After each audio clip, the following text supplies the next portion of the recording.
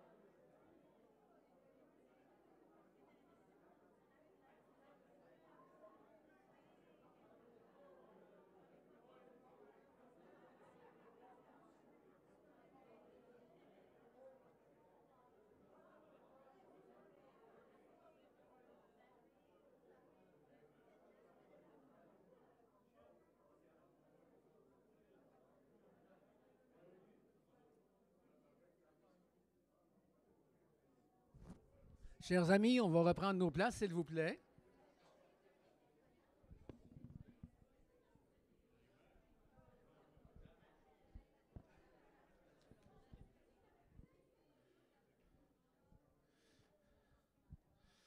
Comme vous l'avez vu, nous allons prendre la Sainte Seine seulement à la fin de la réunion ce matin, de façon un peu particulière. Donc, j'ai un message sur la Sainte Seine, ou si vous préférez, le repas du Seigneur, ou la communion, selon ce que vous préférez.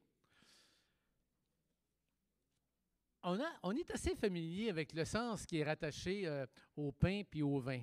On sait que le pain et le vin symbolisent le corps et le sang de Jésus qui est mort sur la croix pour nous. Il est mort à notre place pour nos péchés. Puis quand personnellement je l'accepte que Jésus a fait pour moi, la dette de mon péché est complètement effacée. Toute la dette est effacée. Puis ce principe, c'est résumé comme ça dans la Bible. Ça dit, dans Jean 3,16,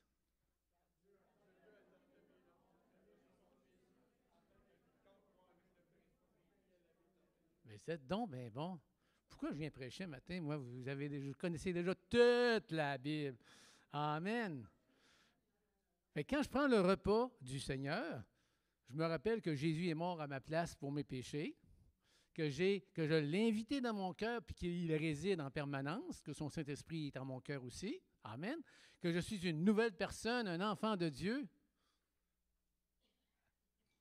Là, j'ai absolument rien à voir là-dedans, c'est gratuit. Que j'ai un avenir glorieux, puis qu'un jour, il va revenir, puis que je vais être avec lui. Wow! Merci Seigneur! Fait qu'on se rappelle ces choses-là qui sont importantes pour notre vie.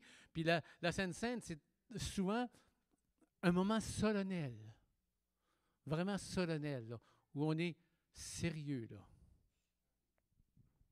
Toujours. Toujours. Oui, c'est sérieux, la Sainte-Seine, là. Qui a dit non, là? Hein, on est sérieux. Sauf que, des fois, l'ambiance est bizarre. Je me souviens, un jour... Tu veux pas que je le raconte? Elle veut pas que je le raconte. C'est pas grave, je le raconte pareil. Un jour, dans une église que je connais très bien, à Sept-Îles, le pasteur était là. C'était quelqu'un de vraiment très sérieux. Je ne sais pas s'il y en a qui ont connu Donald Crone. C'était mon pasteur à l'époque. Un homme sérieux, là. Très, très, très. Puis là, on prenait la Sainte-Seine, c'était un moment très, très, très sérieux. Puis là, j'avais échappé un petit peu de mon jus de raisin là, sur le siège. Puis quelqu'un que je nommerai pas, que je vais regarder, avait pas de papier pour l'essuyer. Fait que la personne a pris son morceau de pain et a essuyé le petit peu de raisin, le jus de raisin qu'il y avait sur le siège. Le fou rire m'a pogné durant ce moment très solennel. L'ambiance était vraiment bizarre, là. Le pasteur me regardait. Les gens autour qui avaient vu ça riaient aussi. On y avait un groupe là, que tout le monde était pogné dans le fou rire durant le moment solennel de la Sainte-Seine. C'est pour vous dire que des fois, l'ambiance n'est pas toujours ce qu'on pense être. Et je suis content, hein?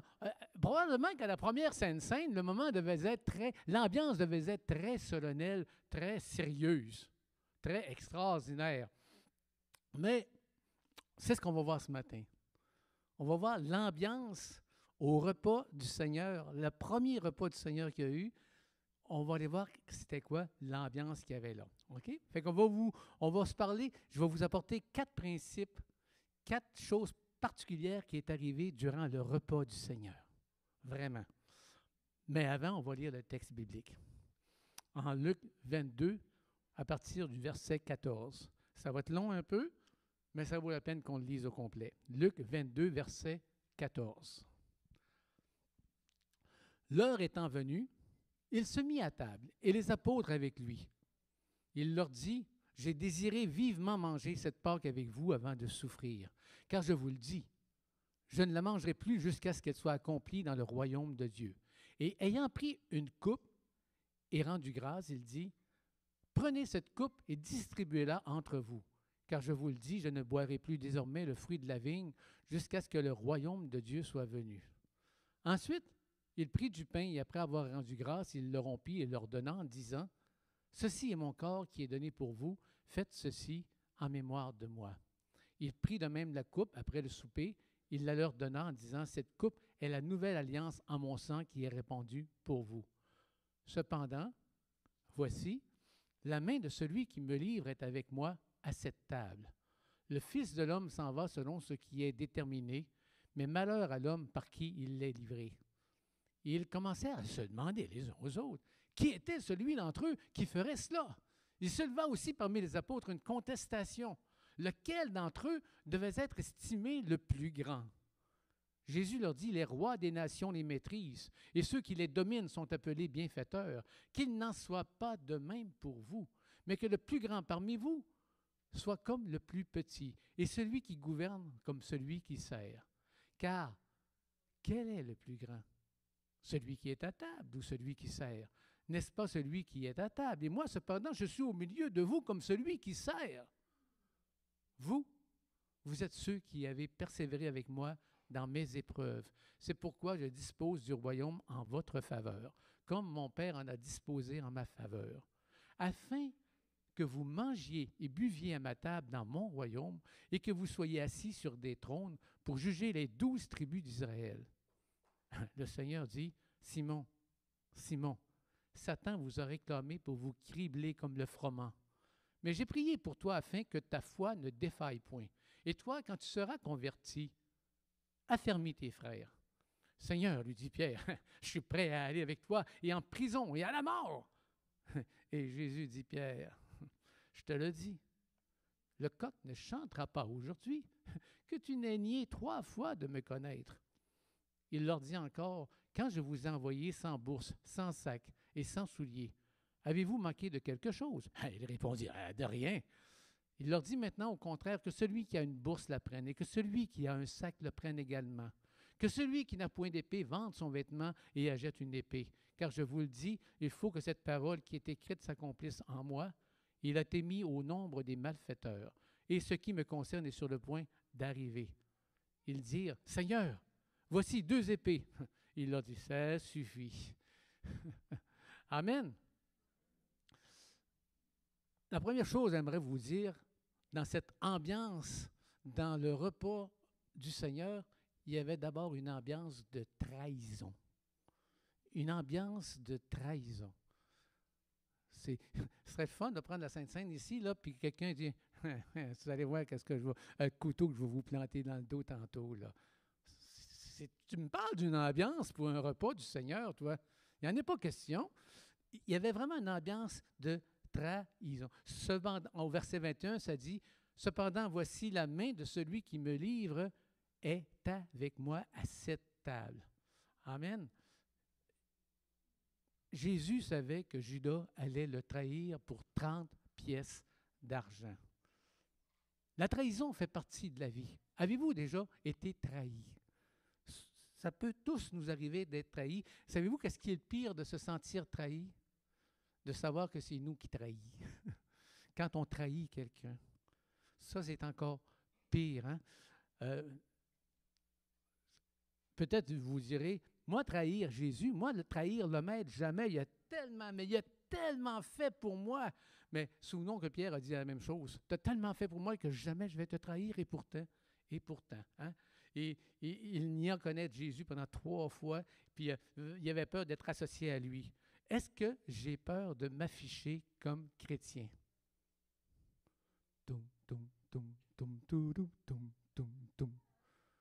Suis-je un chrétien agent secret que personne ne le sait? Je suis un chrétien, mais je suis un chrétien agent secret. Personne ne va le savoir. Hein? Non! Non! Amen. Puis Judas, lui, qu'est-ce qu'il a fait? Il a trahi son maître pour de l'argent, simplement. Puis ça, moi, ça me parle. Est-ce que les biens de ce monde matériel, est-ce que ce que j'ai sur la terre importe plus que ce qu'il y a au ciel? Ça me parle. Donc, dans cette ambiance de trahison ou qui a été trahi pour de l'argent, ça nous interpelle en tant que chrétiens. De s'afficher, de ne pas être des agents chrétiens, des chrétiens agents secrets, mais d'être des chrétiens qui s'affichent, mais aussi des chrétiens qui priorisent les choses du royaume plutôt que les choses de la terre. Contrairement à Judas qui a priorisé les choses de la terre par rapport aux choses du royaume. C'est le premier principe qu'on peut voir ici. Je veux me passionner bien plus pour le ciel que pour la terre. Amen! On sent de l'enthousiasme ce matin par rapport à ça. Amen! Amen! Je veux m'enthousiasmer pour les choses du royaume de Dieu, Seigneur Dieu. Je comprends, Seigneur, que si souvent, Seigneur Dieu, je me cache peut-être, ou je n'ai pas le goût de commencer à me montrer partout, à droite puis à gauche. Mais Seigneur, donne-moi de l'audace, Seigneur. Donne-moi du courage, Seigneur Dieu. Tu fais que je puisse me dévoiler comme chrétien. Que je puisse me dévoiler, mais avec amour et respect. Que je puisse vraiment me dévoiler. Et aussi, Seigneur Dieu, que ce qu'il y a par rapport au royaume est bien plus important que ce qu'il y a sur la terre. Amen. Hey, amen, amen, amen. Après ça, fait que là, les disciples ils ont été abasourdis. Ils ont dit, « Wow, quelle déclaration! Qui va trahir le maître? Ça n'a pas d'allure. Hey, c'est cheap, hein? C'est cheap après tout ce qu'on a vécu avec lui. Moi, je ne ferais jamais ça. Je ne suis pas minable comme ça. Regardez-moi dans le futur royaume. Je suis appelé à de grandes choses, moi. » Donc, après avoir exposé l'ambiance de trahison, Jésus va maintenant exposer l'ambiance de compétition qui règne entre les disciples. Amen. Au verset 24, ça dit, « Il s'éleva aussi parmi les apôtres une contestation. Lequel d'entre eux devait être estimé le plus grand? Jésus leur dit, les rois des nations les maltraitent, et ceux qui les dominent sont appelés bienfaiteurs. Qu'il n'en soit pas de même pour vous, mais que le plus grand parmi vous soit comme le plus petit, et celui qui gouverne comme celui qui sert. Car quel est le plus grand? Celui qui est à table ou celui qui sert? N'est-ce pas celui qui est à table? Et moi, cependant, je suis au milieu de vous comme celui qui sert. Est-ce que vous, je le sais, j'allais vous demander si vous aimez les histoires, mais je sais que vous aimez les histoires. Est-ce que je peux vous raconter une histoire? Hein? Enfin, si vous en voulez une, vous dites, Pasteur Raymond, une histoire, une histoire, une histoire. Non, OK, correct. En voici une qui date de la Première Guerre mondiale. Excusez-moi, un peu d'eau. Je m'auto-bénis, puisqu'on dit que celui qui donne un verre d'eau à quelqu'un. Merci, Raymond. Bon, je vais essayer de lire pas trop rapidement pour que la traduction puisse bien fonctionner. Au cours de cette guerre, l'une des sections les plus contestées du front occidental était le saillant d'Ypres en Belgique. Pendant des semaines et des mois, c'était le centre de la guerre de tranchées monotones et dures. Dans le secteur britannique des fortifications alliées, il y avait une cabane en bois à quelques milles de la ligne de front. Elle s'appelait Talbot House et était le lieu de rencontre des hommes qui montaient dans les tranchées et les hommes qui en revenaient. Au-dessus de sa porte, il y avait cette inscription qui avait été sculptée. Que tous ceux qui entrent ici abandonnent son rang. Chaque soir, le repas du Seigneur était observé dans le loft au-dessus. Littéralement, un dernier souper dans une chambre haute pour beaucoup d'hommes qui allaient mourir. Des milliers se sont agenouillés dans cette pièce. Les survivants ne l'ont jamais oublié. Quand un soldat franchissait l'escalier du grenier, l'abandon du rang était une nécessité pour ce genre de camaraderie. Il n'y avait plus de colonel, de major ou de général. Tous n'étaient que des soldats. Talbot House n'était qu'un lieu d'attente, une halte située sur la route depuis les camps arrière jusqu'à la ligne de front. Là, les hommes ont eu la chance de prendre du temps avant d'entrer dans les tranchées boueuses et la bataille. Le repas du Seigneur que nous prenons est semblable à Talbot House. C'est un lieu d'arrêt. C'est un lieu où on prend le temps de nous rappeler des choses importantes puis d'acquérir des forces nouvelles. Vraiment d'acquérir des forces nouvelles pour affronter le conflit dans lequel Christ nous a appelés. Amen. C'est un temps d'arrêt, Talbot House, ici. Un temps d'arrêt sur le chemin de la croix. Puis, il faut que ce soit la même chose ici. Où on doit laisser de côté tout esprit de compétition. Tout esprit de compétition. Il n'y a plus de colonel, de major ou de général. Il n'y a plus de grands prédicateurs ou de musiciens professionnels. Nous sommes tous des enfants de Dieu, des soldats de Christ. Amen. Amen.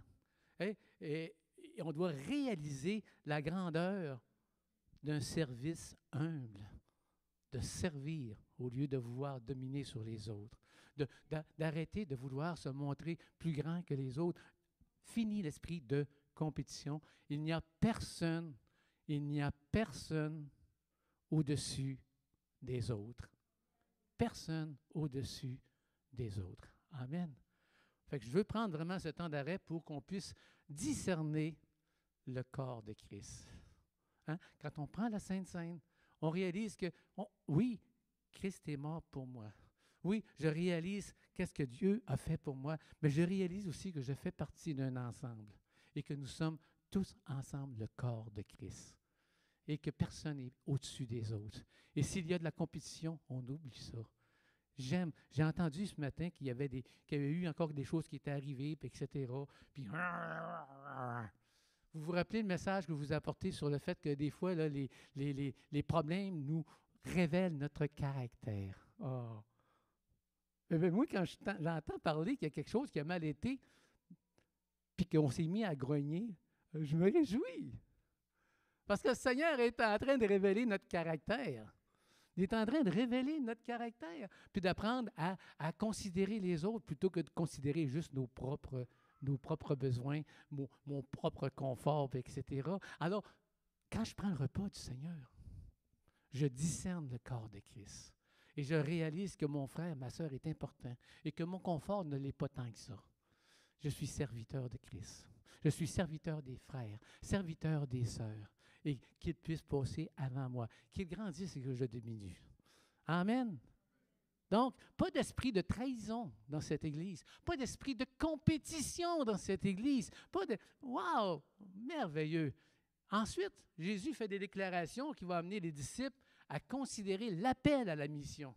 Hein? Lorsque lui-même va être retourné auprès du Père. Au verset 28, toujours dans les mêmes passages bibliques, ça dit, « Vous êtes ceux qui avez persévéré avec moi dans mes épreuves.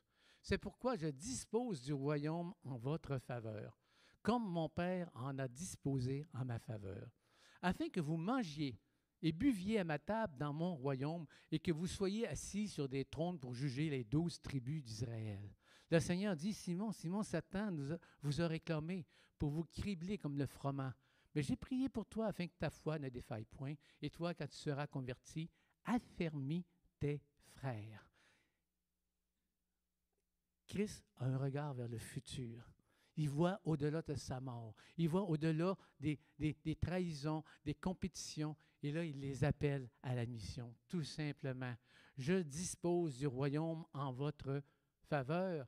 Nous serons vainqueurs pour Dieu. » Amen. Quand tu vas te convertir, affermis tes frères. Un appel à la mission.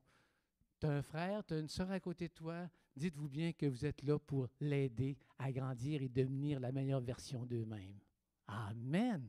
Affermis ton frère, affermis ta sœur. Lorsqu'on vient au repas du Seigneur, c'est un moment vraiment privilégié pour essayer de discerner, de réfléchir à la raison pour laquelle je suis ici sur terre.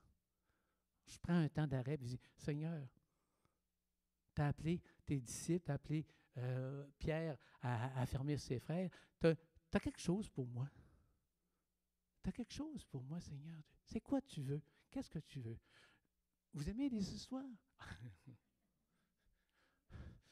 Pasteur Raymond? Une histoire. OK, correct. Je vais le faire d'abord, puisque vous le demandez de façon aussi sérieuse. C'est un groupe de travailleurs qui avait la tâche absurde de creuser des trous de 3 pieds de profondeur et de les remplir à nouveau. On creuse un trou, on le remplit.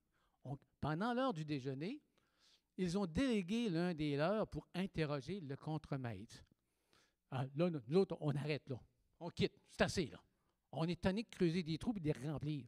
Ça n'a aucun sens. Hein? On est fatigué, là. On fait juste faire des trous et les remplir. Puis là, le patron, il a répondu, eh bien, vous savez, c'est la seule façon qu'on a de trouver un tuyau brisé.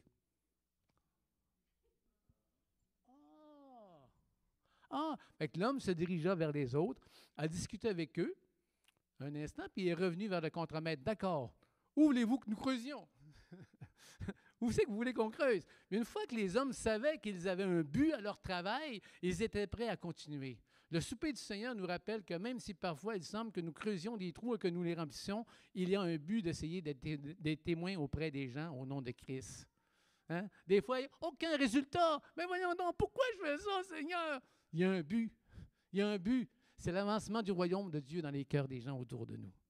Hein? Il y a un but. Le repas du Seigneur nous rappelle que le but dans notre vie, c'est l'avancement du royaume. C'est ceux qui ne le connaissent pas. C'est d'affermir des frères et des sœurs dans le Seigneur. On a une raison d'être. L'ambiance du Seigneur de mission s'installe à la place. Envoie-moi, Seigneur. Je suis prêt à creuser des trous.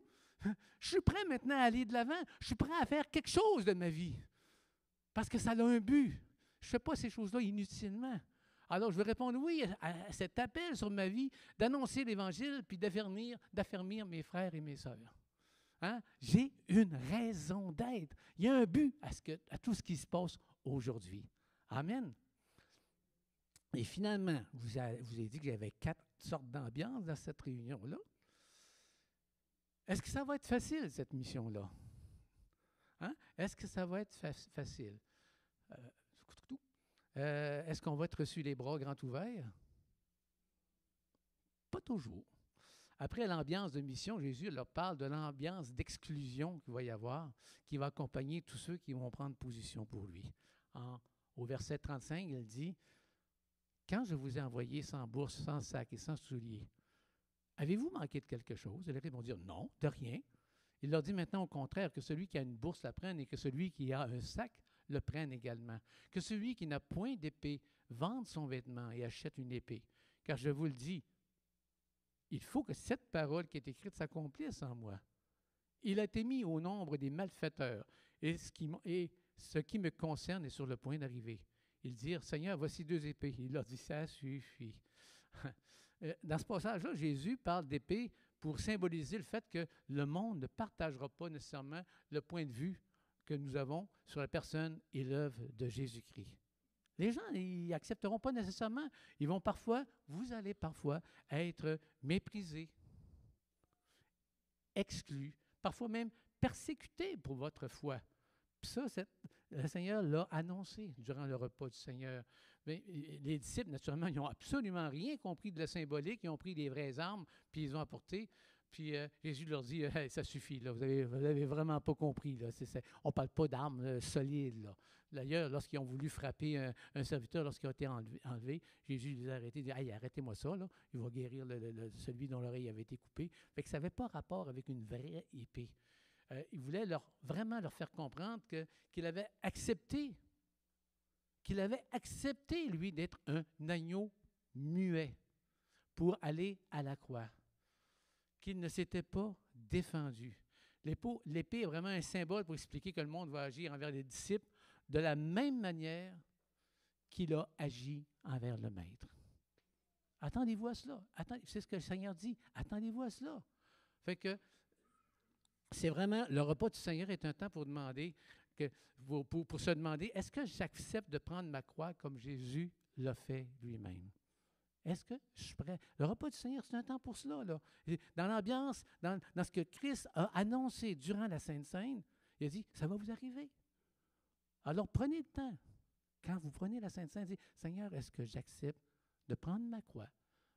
Est-ce que j'accepte d'être ce que tu désires que je sois par ta grâce? Amen.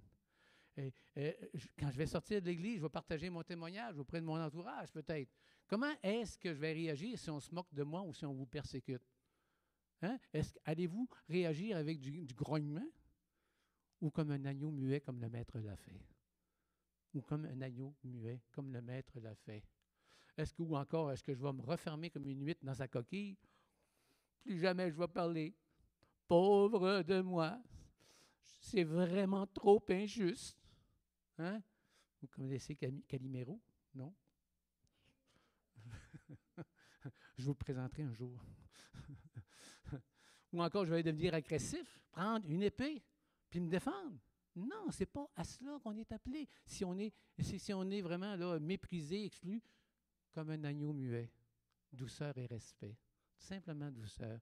Ou je vais mettre en application la recommandation de Paul, qui est en 2 Timothée 4, verset 1. Temps d'arrêt pour la traduction. Message de votre commanditaire en attendant, non. 2 Timothée 4, verset 1. Je t'en conjure devant Dieu, puis c'est Paul qui dit ça, et devant Jésus-Christ qui parle à son disciple Timothée, qui doit juger les vivants et les morts, et au nom de son apparition et de son royaume, prêche la parole. Insiste en toute occasion, favorable ou non, reprend, censure, exhorte. Comment? Laisse-moi faire un peu. Je perds mon punch, là. Reprend, censure, exhorte avec toute douceur et en instruisant. Ça, ce passage-là, que je l'aime. Que je l'aime. Un disciple de Christ qui témoigne, il va avec toute douceur et en instruisant. Ce n'est pas un marteau. Ce n'est pas un marteau. Amen. Prêche, car il viendra un temps où les hommes ne supporteront pas la sainte doctrine, mais ayant la démangeaison d'entendre des choses agréables, ils se donneront une foule de docteurs selon leurs propres désirs, détourneront l'oreille de la vérité et se tourneront vers des fables. Mais toi, sois sobre en toutes choses, supporte les souffrances, fais l'œuvre d'un évangéliste, remplis bien ton ministère. Alors quoi? Je vais persévérer à témoigner avec joie de la foi qui m'habite. Je vais continuer de témoigner avec douceur et respect. Et si je ne sais pas accepter, je ne grommellerai pas. Je ne deviendrai pas agressif, mais je vais faire comme Christ, qui a été un agneau muet, plein de douceur et d'amour. Êtes-vous d'accord avec cela? Amen. Amen. En conclusion, ce matin, on va prendre le repas du Seigneur. On va prendre le repas, mais avec cette pensée de ces 4 principes-là que je vous ai apportés ce matin. Je vais vous lire ce que j'ai écrit. Premièrement, contrairement à Judas qui a trahi son maître pour de l'argent, je décide aujourd'hui de développer une passion pour les choses d'en haut, que Dieu ait de plus en plus de place dans ma vie. Amen. Une passion pour les choses d'en haut plutôt que les choses d'en bas. C'est le premier principe que l'ambiance du repas du Seigneur nous enseigne. Deuxièmement, en prenant le repas du Seigneur ce matin, je veux réaliser que je fais partie d'un corps où tous les membres ont une valeur égale.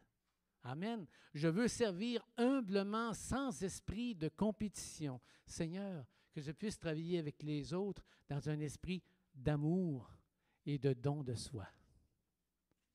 On peut dire Amen là. OK, c'est bon. Dans les nombreuses activités de tous les jours, il m'est facile d'oublier pourquoi je suis sur terre. Je veux mettre à profit ce temps d'arrêt pour entendre l'appel que tu mets sur ma vie, à savoir faire avancer le royaume de Dieu dans ma famille et dans ma communauté. Amen. Et quatrièmement, et je comprends que même si ce n'est pas facile et accepté par les gens qui m'entourent, je vais persévérer avec joie à témoigner de la foi qui m'habite. Amen. Êtes-vous d'accord avec ces 4 principes de base qu'on peut voir dans l'ambiance du repas, du premier repas du Seigneur qu'il y a eu? Fait que on va faire le chant ce matin, attaché à la croix pour moi, et pendant ce temps-là, on va s'avancer pour prendre les éléments. Amen.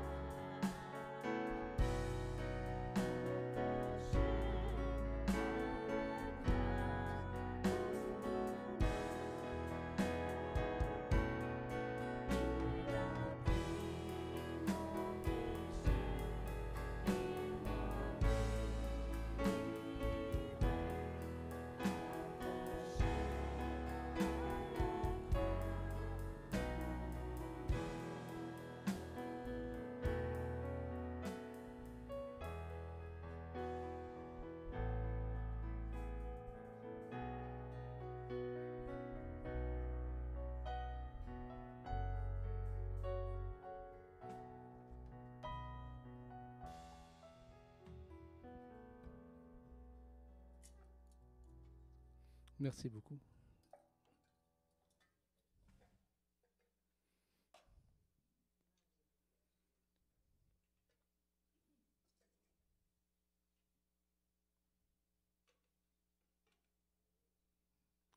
Amen. Est-ce qu'on peut prendre juste quelques secondes pour regarder autour de nous puis dire, c'est mon frère, c'est ma sœur, c'est une personne pour qui Christ est mort. Quelle personne précieuse qui est à côté de moi. Père Céleste, donne-nous un grand respect, Seigneur Dieu, pour chacun qui est autour de nous, Seigneur Dieu. Un grand, grand, grand, grand respect, Seigneur Dieu. Qu'aucun esprit de compétition. Je ne suis pas plus, je ne suis pas moins. Il n'est pas plus, il n'est pas moins. Nous sommes tous tes enfants, Père Céleste. Nous te rendons grâce, Seigneur, pour le miracle de nous avoir mis ensemble des personnes si différentes et qu'on peut réussir, Seigneur, à s'entendre, à travailler ensemble pour l'avancement du royaume selon la mission que tu nous as accordée.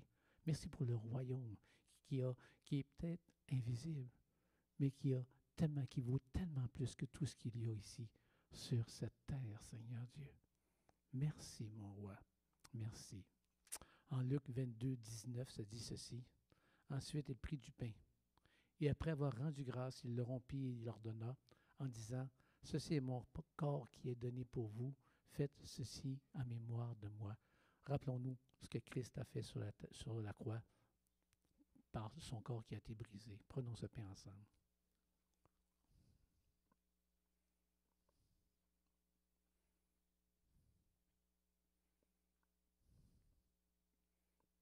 Et au verset 20, ça dit, « Il prit de même la coupe après le souper et la leur donna en disant, « Cette coupe est la nouvelle alliance en mon sang qui est répandue pour vous. » Prenons cette coupe ensemble.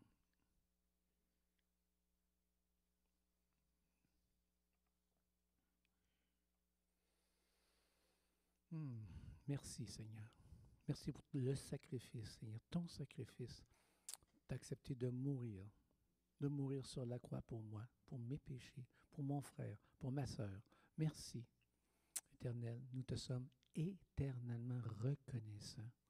On est remplis de joie, sachant qu'aujourd'hui, nous avons accès au royaume de Dieu, que ton royaume est entré en nous. Nous sommes enfants de Dieu. Mais Seigneur, c'est pas rien tout cela, Seigneur. C'est pas rien, Seigneur. Merci pour ton esprit qui nous conduit. Merci pour l'esprit qui est en nous dès le moment où on t'a accepté. Merci pour ta grâce, Seigneur Dieu. Tu es un roi extraordinaire. On veut vraiment se réjouir durant toute cette semaine, Seigneur Dieu. Ne pas être des chrétiens agents secrets, Seigneur, mais on veut pouvoir se libérer, Seigneur Dieu, des craintes, du boulet des craintes, Seigneur, qui peut tellement nous rattacher, Seigneur.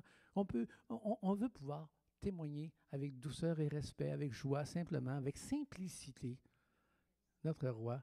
Merci pour les rendez-vous divins que tu vas mettre sur nos vies, dans nos chemins, Seigneur, cette semaine, Seigneur. On ne voit pas cela comme des coïncidences, mais comme des rendez-vous divins. Nous te sommes reconnaissants. Sois béni éternellement, que ma vie soit vraiment une offrande devant toi. De la même façon que tu es mort pour nous, j'accepte de mourir pour toi. Amen.